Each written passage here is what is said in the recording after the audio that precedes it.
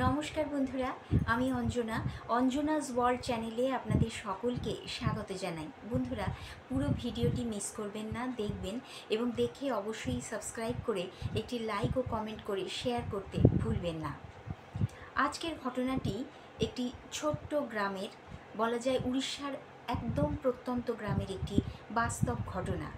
এটি সুধা মূর্তিজির নিজস্ব লেখনী থেকে নেওয়া, অর্থাৎ তার বই থেকে এটি নেওয়া।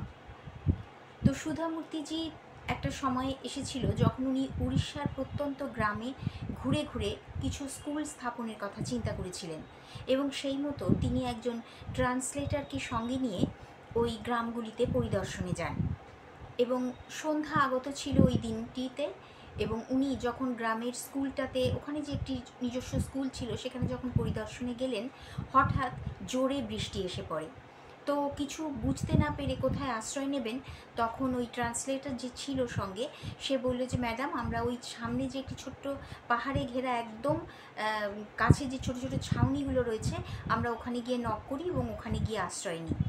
তো কথা মতো আমরা ওখানে গেলাম। সুধা মূর্তিজি বললেন যে আমরা ওখানে গেলাম এবং একটা বাড়িতে নক করার পরে সেই মালিক এসে খুলে দিল। আমরা তার ঘরে গিয়ে আশ্রয় নিলাম। আর আমার সঙ্গে যে ট্রান্সলেটর ছিল, সে উড়িয়া এবং ইংলিশ ভালো জানতো। তো সে উড়িয়ার ভাষাগুলোকে আমাকে বুঝিয়ে দিত। তো সুধা মূর্তিজি যখন ওই বাড়িতে আশ্রয় নিলেন, বৃষ্টি বেশ ভালোই পড়ছিল।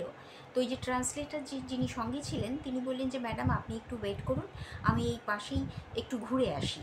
তখন সুধাজি বললেন যে তুমি এখনই যাবে? এখানে তো এখন বৃষ্টি পড়ছে, একটু পরে গেলে কেমন হয়? তো উনি ওই ট্রান্সলেটর বলল, না ম্যাডাম, আমি ঠিক আছে, আমি একটু বৃষ্টির মধ্যেই যাব এবং ঘুরে একটু দেখে আসি। তো কথা মতো উনি বেরিয়ে গেলেন আর সুধাজি ওই ঘরটিতে ওয়েট করতে থাকলেন। আর যে মালিক ছিল, সে ছিল খুবই গরিব। তো তার এবং তার পরিবার নিয়ে তিনি ওখানে বাস করেন। তো সুধাজি লক্ষ্য করলেন যে বাড়ি ঠিক বলা ভুল হবে, একটা ঘর থেকে একটু বড় বাড়িটা, আর সেটা মাঝখান দিয়ে ডিভাইড করা আছে। তো ঘরটা যে ঘরটাতে সামনে উনি গিয়ে বসেছিলেন, সেটা দিনের বেলা বিভিন্ন লোকের আগমনে একটা মানে একটা আলোচনা করার জায়গা থাকতো, হয়ে উঠতো।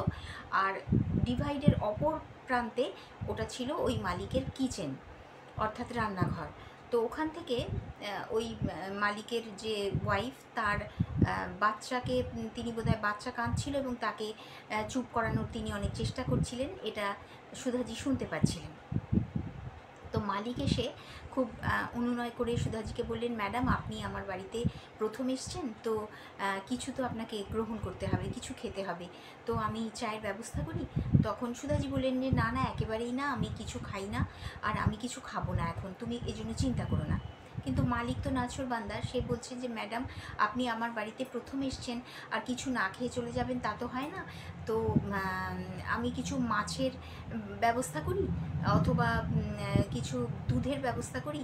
তো সুধাজি সব কিছুতেই না না করছিলেন এবং বলছিলেন যে না না, আমি কিছু খাবো না, তোমাকে তো চিন্তা করতে হবে না। কিন্তু উনিও বলছেন না, আপনি এসছেন, কিছু তো অন্তত গ্রহণ করতে হবে। তো অবশেষে উনি যখন বললেন যে একটু দুধ আপনার জন্য ব্যবস্থা করি, তো সুধাজি রাজি হয়ে গেলেন, বললেন ঠিক আছে, আমি একটু দুধ খেতে পারি। তো মালিক ভিতরে গিয়ে তার ওয়াইফকে বলল যে সুধাজি, আমাদের বাড়িতে একজন গেস্ট এসছেন, অর্থাৎ একজন অতিথি এসছেন, তো আমাদের কিছু খাবার বন্দোবস্ত করতে হবে। উনি চাটা কিছুই খান না, তো এবং মাছও খেতে চাইলেন না, তো একটুখানি দুধের কথা আমি বলেছি, তো উনি রাজি হয়েছেন। এ কথা শুনে ওই যে ওনার স্ত্রী ছিল, সে বলল, সে একটু বিশেষ মানে ক্ষুণ্ণ হলো, এটা কি করে সম্ভব? আমরা অতি কষ্টে প্রতিদিন কিছুটা দুধ সংগ্রহ করি নিজেদের বাচ্চাদের জন্য, এই দুধ থেকে যদি ওনাকে দেওয়া হয়, তাহলে বাচ্চারা কী খাবে? তো এটাও একটা ব্যাপার।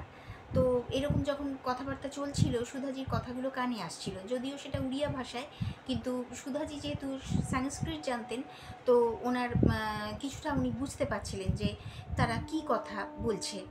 তো ওই মালিক বোঝাচ্ছিল তার স্ত্রীকে যে অতিথি, সে যখন আমাদের বাড়িতে এসছে, তার জন্য তো কিছু বন্দোবস্ত করতেই হবে, আজকে না হয় দুধটা ওনাকে দিয়ে দিই।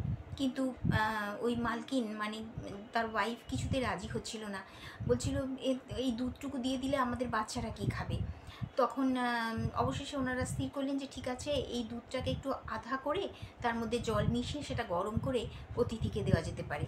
তো সেই মতো ওই মালিক ওই দুধের মধ্যে কিছুটা জল মিশিয়ে এবং সেটা গরম করে সুধাজির জন্য এক গ্লাস এনে দিলেন। এবং ঠিক সেই মুহূর্তেই ওই যে ট্রান্সলেটার বাইরে গেছিলো সে এসে পড়লো। তখন ওই ট্রান্সলেটারকে সুধাজি বললেন যে তুমি এদেরকে বুঝিয়ে বলো যে আমি আজকে আমার ব্রত আছে, আমি দুধ টুধ কিছু খাবো না। আমার খেয়াল ছিল না, তাই ওনাকে বলে ফেলেছিলাম যে আমি দুধটা খেতে পারি, কিন্তু আমি কিছু খাবো না, ওনাদেরকে একটু বুঝিয়ে বলো। তো ট্রান্সলেটার অবাক হয়ে ভাবলো যে সুধাজি তো সকালেই হোটেলে ব্রেকফাস্ট করে এসছেন, অথচ ব্রতর কথা বললেন।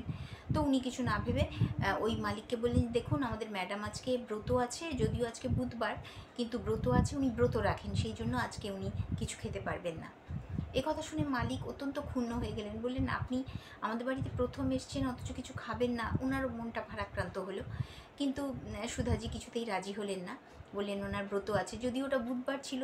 তো মালিক বললেন বুধবারে ব্রত, অর্থাৎ বুধবারে কে ব্রত রাখে? কিন্তু সুধাজি বারবার বললেন যে না, আমি অনেক দিন ধরেই বুধবারে এই ব্রতটা করি, তো আমি কিছু খেতে পারবো না। তো অগত্যা মালিক দুধটা নিয়ে চলে গেলেন। তো এর থেকে সুধাজি পরে ওই বলেছিলেন যে আমি আর জীবনে কোনো দিন দুধ খাইনি। এই ঘটনাটা আমাকে খুব খুব মানে আমার বুকে বেঁধেছিল। তো ওই দিন থেকে আমি দুধ খাওয়া বন্ধ করে দিই। From that day I stopped to drink the milk. তো বন্ধুরা, পৃথিবীতে এমন বহু মানুষ আছে যাদের হয়তো সেরকমভাবে আর্থিক সম্বল নেই, কিন্তু তাদের মধ্যে মানবিকতা আছে, তাদের মধ্যে এনার্জি আছে। তারা সেই যে কোনো অবস্থাতেই মানুষকে সাহায্য করতে এগিয়ে যায়। তো এই ছিল আজকের ঘটনাটা, অর্থাৎ আজকের এই গল্পটি। তো চলুন বন্ধুরা, আমরা সবাই মিলে এই পৃথিবীটাকে কিন্তু সুন্দর করে তুলতে পারি।